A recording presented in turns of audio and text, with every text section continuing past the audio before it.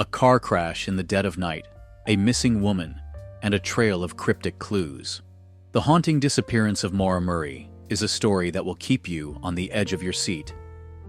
Join us as we uncover the secrets, analyze the evidence, and delve into the chilling truth behind this unsolved mystery. Welcome to Chalk and Silence. Real crimes, real mysteries, real unsolved stories that were waiting in the dark. If you're new here, don't forget to like, comment, and subscribe, since it helps keep these stories alive. To understand why Maura Murray vanished, you first have to understand the woman she was. By all accounts, she was an exceptional young woman, defined by ambition and drive. A standout student-athlete in high school, she graduated fourth in her class and was an all-state runner. She even earned her way into the prestigious United States Military Academy at West Point. She was conditioned to endure physical and mental hardship. But beneath the surface of this high achiever, a confluence of intense pressures was building. After transferring to UMass Amherst to study nursing, Maura's life began to show serious cracks. In November 2003, she was arrested for improperly using a credit card. The charge was set to be dismissed after 3 months of good behavior, but it meant any new trouble could have serious consequences. Then, just 4 days before she disappeared, a pivotal emotional event occurred. While working her campus security job, she was on the phone with her older sister, Kathleen, who had just relapsed after leaving a rehab clinic. The call was deeply upsetting. Her supervisor found her afterward completely unresponsive, just completely zoned out. When asked what was wrong, she could only manage 2 words: "My sister." It was a moment of profound emotional breakdown.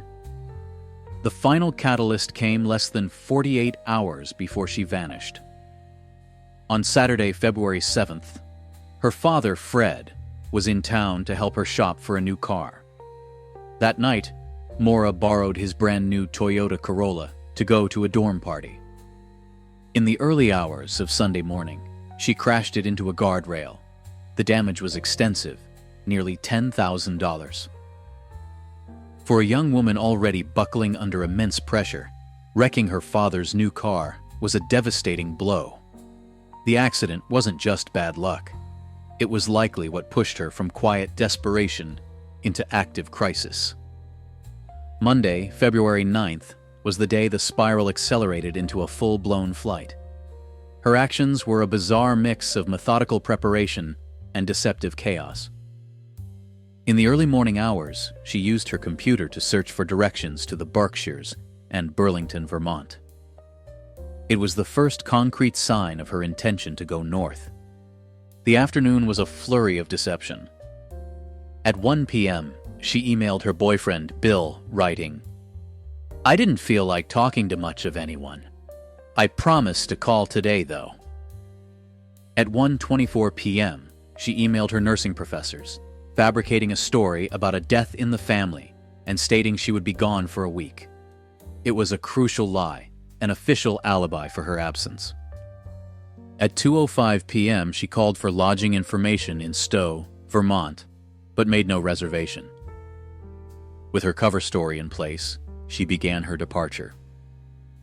Around 3:30 p.m., she drove off campus in her black Saturn. She stopped at an ATM and withdrew $280, nearly her entire bank balance. Surveillance footage shows her alone. Next, she went to a liquor store and purchased about $40 worth of alcohol: Kahlua, vodka, Baileys, and a box of wine. Security footage again confirmed she was alone.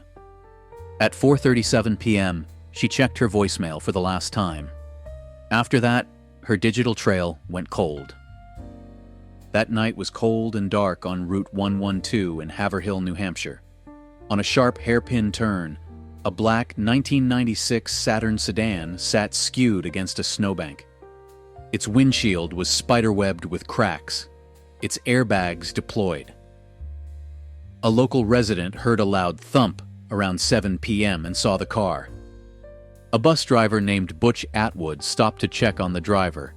He saw a young woman who seemed shook up but uninjured. She refused his help, insisting she'd already called AAA. But that was impossible. There was no cell service in the area. Atwood drove to his home and called 911 at 7:42 p.m. At 7:46 p.m., Haverhill police officer Cecil Smith logged his arrival at the scene. He found the Saturn locked. The driver was gone. In a bafflingly narrow window of time, Maura Murray had simply disappeared into the cold New Hampshire night. She left no footprints in the surrounding snow, no signs of a struggle. Inside the car, police found a scene that was deeply perplexing. Her schoolbooks, clothes, and toiletries were left behind. An open box of red wine had spilled, and a Coke bottle containing a red liquid with a strong alcoholic odor was recovered. Her debit card, credit cards, and cell phone were missing. None have ever been used again. And one of the most debated clues, a rag was found stuffed into the car's tailpipe. The first organized ground search began on Wednesday, February 11th. It yielded one of the most significant clues in the case. A tracking dog was given one of Maura's gloves for a scent. The dog followed a trail for about 100 yards east from the car, then lost the scent abruptly in the middle of the road. To investigators, this strongly suggested she had walked a short distance and entered another vehicle. This clue, combined with her preparations, led police to their primary theory. Maura had come to the area to run away or, tragically, to die by suicide.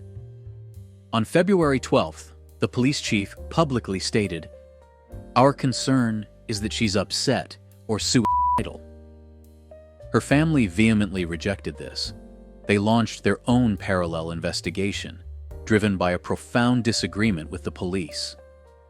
Maura's sister, Julie, believes that breaks in protocols and instances of incompetence by police are why the case remains unsolved. The family has long claimed that initial searches focused on the wrong area and that key leads weren't pursued. This initial disagreement created a schism that has cast a long shadow over the entire case. The core of the mystery resides in a few crucial, disputed minutes on Route 112. The official police response is at the heart of the controversy. Officer Cecil Smith logged his arrival at 7:46 p.m. But this is directly contradicted by a key witness. Witness A, Karen McNamara, was driving past the scene. Her phone records place her there between 7:33 and 7:37 p.m. She reported seeing a police SUV, vehicle number 001, parked nose-to-nose with Maura's Saturn. This was nearly 10 minutes before Officer Smith's official arrival. This discrepancy is not easily dismissed. The official police log states that the responding vehicle was sedan number 002. Yet witness A was firm she saw SUV number 001. In a strange twist, tow records from earlier that same day show that Officer Smith had, in fact, been driving SUV number 001 when he slid into a ditch himself. This makes it highly plausible he was still in the SUV that evening. This confluence of contradictory information makes it impossible to definitively dismiss theories of a second officer at the scene, or the possibility that the official logs were altered or simply wrong. The scent dogs suggested Maura got into a vehicle. The timeline discrepancies provide a window in which that vehicle could have arrived and departed with Maura before the on-the-record response ever began. For over 2 decades, the void left by Maura's disappearance has been filled with theories. Theory 1. Voluntary disappearance. The evidence for this is compelling at first. She packed her dorm room, lied to her professors to create an alibi, and withdrew nearly all her cash. But this theory is weakened by the reality of the 21st century. To remain a ghost for over 2 decades, with no use of her credit cards, cell phone, or social security number, is nearly impossible. The crash also feels like a random, chaotic event, not part of a meticulous escape plan. Theory 2. Death by Misadventure. This was the initial theory favored by law enforcement. Maura was in a state of acute emotional distress and had been drinking. Perhaps she wandered into the dense woods and succumbed to the elements. But this theory is dismantled by the lack of physical evidence. Extensive searches by ground and air, with thermal imagers and cadaver dogs, found nothing. Most critically, in deep snow, it would be impossible to walk into the woods without leaving footprints. None were ever found. Theory 3. Foul play. This is the theory overwhelmingly believed by Maura's family. It posits she was abducted from the roadside and murdered. The scent dog evidence that ended abruptly on the road is the strongest piece of evidence suggesting she entered a vehicle. As a young woman, alone with a disabled car on a dark road, she was an exceptionally vulnerable target. This could have been a crime of opportunity by a stranger. Or, as Witness A's account suggests, it could have involved a tandem driver or a planned rendezvous that went horribly wrong. The biggest argument against foul play is the same one that plagues the other theories: a total lack of physical evidence. No struggle, no crime scene, no weapon, and after 2 decades, no body. The disappearance of Maura Murray remains an open wound, a mystery defined not by what is known, but by what is not. But we must remember the human at its center. Maura Murray was a daughter, a sister, and a friend. A bright and loved young woman struggling under an immense weight. Her family has spent 2 decades fighting for answers, and they insist the pressure must remain. Because somebody, somewhere, knows something. What do you think happened on that dark road in New Hampshire? Let us know in the comments. And if you want to explore another case that has baffled investigators for years, click the video on your screen now.